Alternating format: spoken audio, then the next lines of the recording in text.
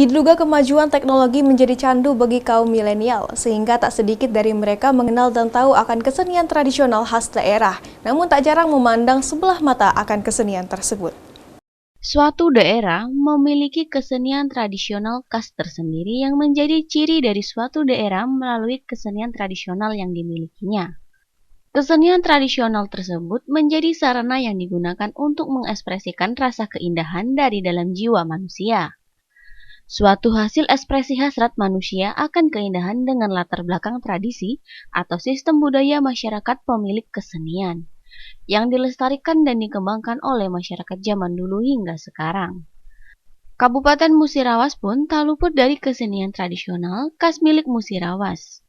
Seperti diantaranya, tarian khas Musirawas, bersyair, berpantun, dan rejung. Kesenian tradisional ini sering digunakan oleh masyarakat zaman dulu yang tentu memiliki makna dan arti tujuan tersendiri dari kesenian tersebut. Ketua Sanggar Seni Serasan Kabupaten Musirawas, Erwina Yulistiani menuturkan pandangannya pada perkembangan kesenian tradisional Musirawas saat ini sangat minim.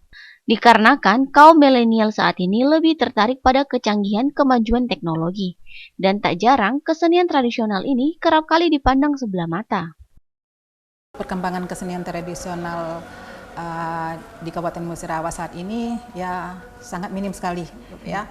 Karena kita tahu para kaum milenial sekarang ini dia lebih tertarik dengan kesenian yang modern, yang lebih sekarang ini kan sedang musim-musimnya seperti TikTok itu kan. Nah, kalau tari-tari tradisi seperti itu. Jadi sedikit dia kurang tertarik. Jadi kesenian itu sendiri, jadi kesenian itu dianggapnya sebelah mata, sebelah mata kesenian itu nggak ada tertarikan. Tim Liputan Silampari TV melaporkan.